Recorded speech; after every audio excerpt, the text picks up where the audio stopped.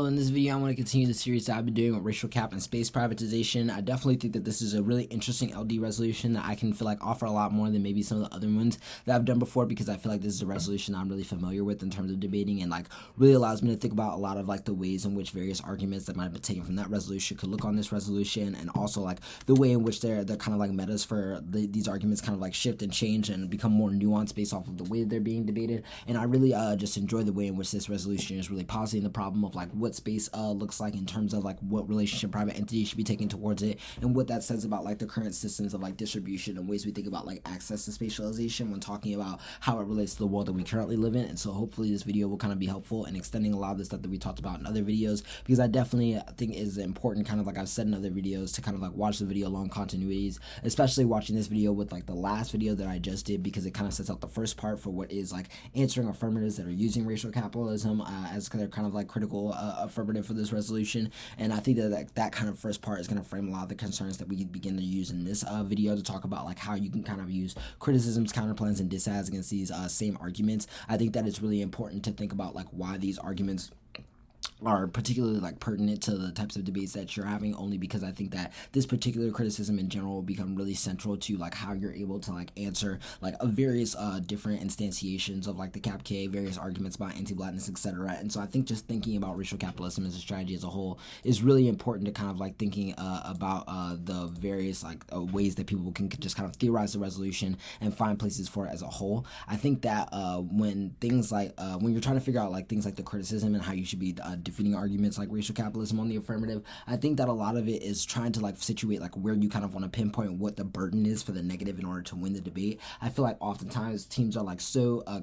convinced that the idea that they need to be able to turn like every part of the affirmatives like historization and the way that they're kind of thinking about history in order to win the debate. And I feel like it's really a question of how you're able to situate like your early on judge framing for what you think your place of kind of discrepancy with the affirmative is. In my opinion, against these affirmatives on this resolution, I really think that at an imaginative basis and at a methodological basis, you can find a lot of places to clash in terms of the resolution that you're thinking about in terms of what space exploration should look like, because I feel like a lot of these affirmatives will critique the idea that we have to be able to get to space unless it's something like, you know, communism in space, which I feel like a lot of the racial capitalism affirmative arguments probably won't be doing, but I think like obviously there definitely are instantiations of cap that would do that in some other places. But I think that in the context of racial cap, a lot of it would be about like why the search for space as a whole is one that's just invested in the lumpinization, the distancing away from various types of carceral apparatuses, etc. And even if they don't exclude like any other type of imagination, I definitely feel like there's a lot of competition and clash to be had about the ways in which they're kind of like over emphasis on the way in which this world is able to create violence destroys the necessary conditions for what type of energy we put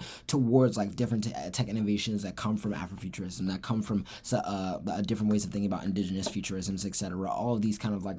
other avenues of kind of like structural criticism. And I think that it's really important to think about like how those visions of futurism not only allow for an analysis of how these systems exist, but also still understand the idea that space can still be something that is not open for colonization, but something that we can take up a specific relationship to in order to expand the way in which we kind of like think about ourselves and alienate ourselves from the human. I feel like there are so many good arguments that are about like why the relationship to kind of like alienating oneself from humanity doesn't necessarily have to be the idea of reclaiming like a post-human or another universal subject, but rather about the kind of like hacking at or chopping at the idea that we kind of have to over-identify ourselves with the universal identity of human, and that requires us to have an imagination outside of the kind of confines of this world that a lot of these affirmatives would kind of like confine themselves into. And I think that being able to contest with a lot of affirmatives on that basis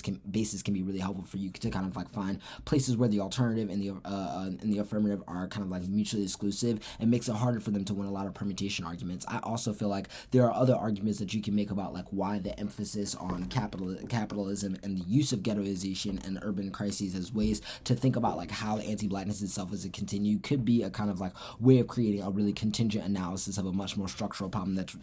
indebted much more to slavery than what sometimes racial capitalism is able to give at an analytical level. And I think depending on the way in which that shows up in their method, you could possibly generate offense as well off of like that type of theorization. I think it really just depends on the way in which you're able to create and define like what type of competition you want to come from, the way that you're trying to beat a lot of the alternative out, because I feel like that's the place where the affirmative will probably have like the least amount of detail, the least work in. So I feel like like it's the place where you want to like push them to have the most explanation or examples of what it kind of like transforms into the most, and not allow them to just kind of like hide themselves in like very vague like mutual aid claims and other arguments that kind of replace for like what they should be doing in relationship to the resolution. And I think then that means that on the counterplan and dissat page, a lot of the questions I think are really how can you best accomplish a cap good, cap bad debate on the space resolution. And I honestly think that there are a lot of arguments that you can make about like why